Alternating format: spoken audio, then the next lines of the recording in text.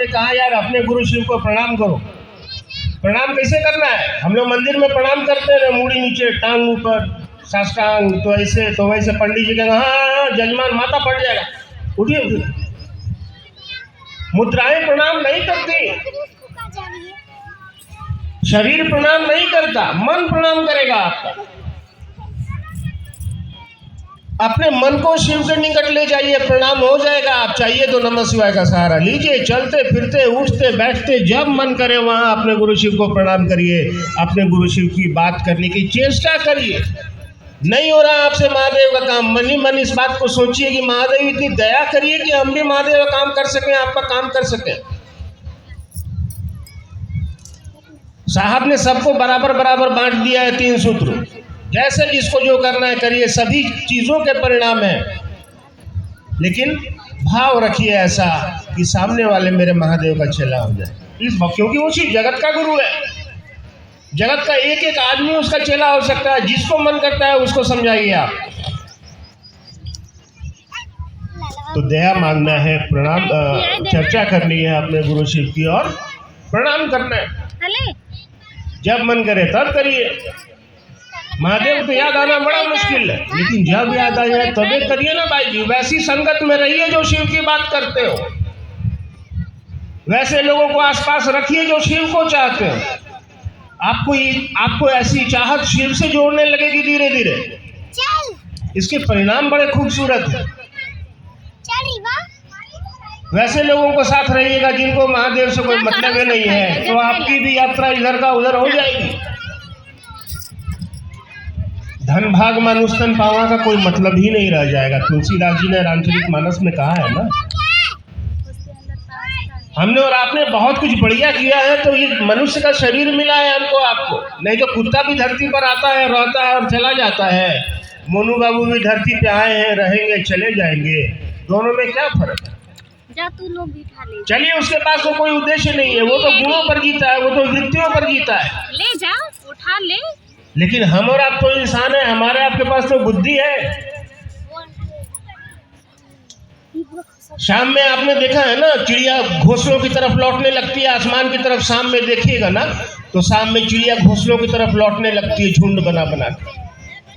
उन चिड़ियों को कोई माइक लगा के या भोंपू लगा के बोलने नहीं जाता कि शाम हो गई है घर लौट जाओ। उसको उस ईश्वर ने इतना दे के भेजा है कि उसको मालूम चल जाता है कि अंधेरा हो रहा है, हमको अपने बच्चे के लिए दाना नहीं मिलेगा, हमको अपने बच्चे को जो दाना हम इकट्ठा किए हैं ले जाके खिला देते हैं, फिर कल सवेरा होगा तो कल निकलेंगे। वो खुद वापस लौट जाते।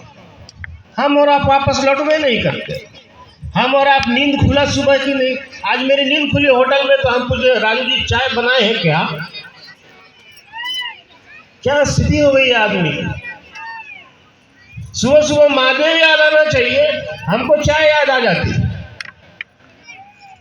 आज सुबह में आज 18 हूँ, मेरे साथ राजू है, राजू चलते हैं। हमने पूछा राजू चाय वो बनाए हो क्या यार? तो नहीं सर अभी तो नहीं। हम बोले अपने पी लिए यार, हमको छोड़ दिया, बनाओ। महादेव याद नहीं आता, चाय याद आने लगता। साहब ने कहा अपनी दिनचर्या में महादेव को अपनी चाय बनाओ, महादेव को अपनी लत बनाओ, महादेव को अपना नशा बनाओ। खाते हो खाओ, चाय पीते हो पियो, कोई दिक्कत नहीं, लेकिन सुबह सुबह चाय के साथ महादेव को भी याद कर लो यार। क्या जाता है तुम्हारा? ये चीजें आपकी दिशा और दशा दोनों बदल देंगी। ये चीजें आपकी किस्मत, आपकी जीवन जीने का तरीका बदल कर रख देगी। आप एक बार करके तो देखिए।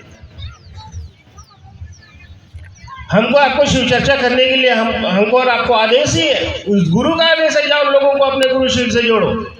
लेकिन हम जोड़ते तो है, लेकिन सभी गुरु बहनों को यही चिंता सताती है कि हमारे पति मानिए नहीं रहे हो भैया, हम क्या करें? लो, है ना? मानते हैं बहुत सारे लोग, अरे भाई वो चलिए ठीक है ना, कोई बात नहीं, नहीं मानते आज नहीं मानते कल मानेंगे, लेकिन आपके किए गए अच्छे कर्म उनको भी तो परिणाम देंगे। आपके पति का प्रमोशन होता है, नौकरी में 2 पैसा तनख्वाह बढ़ जाता है, तो आपको खुशी होता है कि नहीं होता है? बच्चा को खुशी होता है कि नहीं होता है? माँ पिताजी को खुशी होता है कि नहीं होता है? समय गुणात्मक होता है। उनको बढ़िया होगा तो सबको अच्छा महसूस होगा, उनको दुख होगा तो आप भी दुख हो जाइएगा, दुखी हो जाइएगा। ठीक वैसे ही शिव की दया आपको मिलेगी तो वो भी सुखी हो जाएंगे, आपके बच्चे भी सुखी हो जाएंगे, आपका परिवार भी सुखी हो जाएगा। इसके लिए चिंता नहीं करिए। आपका काम है लोगों को समझाते चलना, आपका काम है दिया छींटते चलना। जंगल में आप पेड़ लगाने जाते हैं क्या? आप नहीं जाते जंगल में पेड़ लगाने, लेकिन इतने मोटे मोटे वृक्ष जंगलों में कहाँ से आते हैं? कौन लगाता है? कौन पानी देता है? कौन दिया छींटता होगा? कौन उसका देख रेख करता होगा? कोई नहीं करता है, वही शिव कर देते हैं। जब पक्षी उड़ता है एक जगह से दिया लेके कहीं और गिर जाता है, वहां से वो उग जाता है। प्रकृति उसको पानी दे देती है, धीरे धीरे बढ़ता बढ़ता बढ़ता वो इतना बड़ा वृक्ष हो जाता है बरगद कि उसके नीचे कोई छोटे मोटे वृक्ष नहीं पैदा हो पाते। बरगद में हाथी तक भी बांध दीजिएगा तो बरगद नहीं हिलता। आप लगाने नहीं जाते, आपको लगाने का मौका दिया जा रहा है।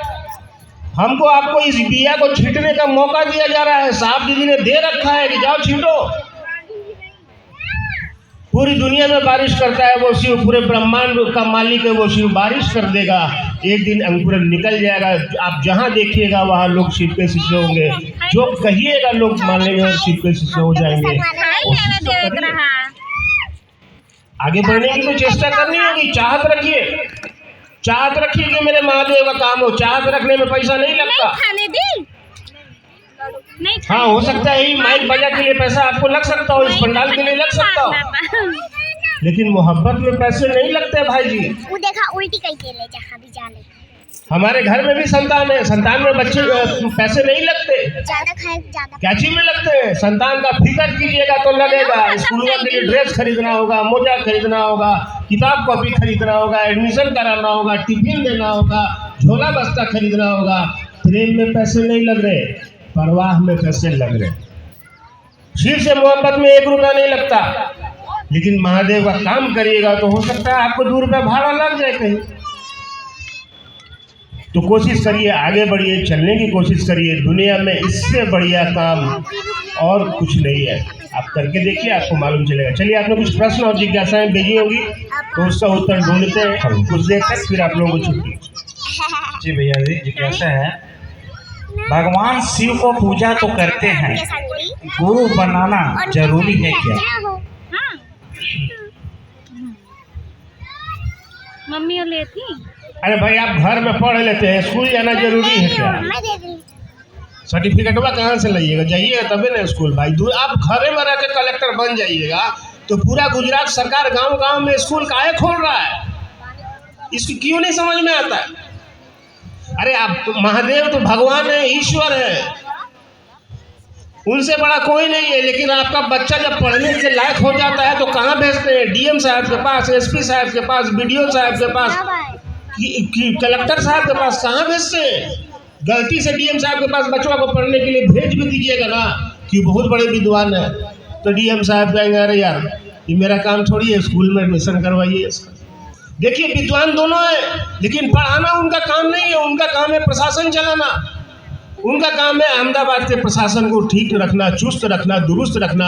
हाँ, आप अपने बच्चे को अच्छे स्कूल में भेजिएगा तो एक दिन आपका बच्चा भी कलेक्टर बन जाएगा। तो वो शिव तो ईश्वर है भैया, पूरी दुनिया का है।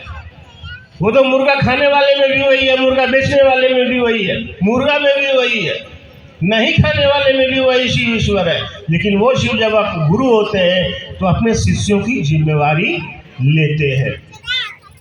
तो स्कूल जाना तो जरूरी है। आपके पेट में दर्द है, हम आपको कह दें कि जाइए ना भाई, अहमदाबाद में बहुत बढ़िया अस्पताल है, इलाज करा लीजिए। आप हमको बोलिए भैया मालूम है अहमदाबाद में बहुत बड़ा हॉस्पिटल है, तो जाना कुछ नहीं, जाने से तो पेट दर्द ठीक नहीं होगा, जाना पड़ेगा। लाचारी में जाइए, नहीं जाइएगा तो बाद में कोई एम्बुलेंस में टांग के पहुंचा देगा, तो एम्बुलेंस का इंतजार कर सकते हैं।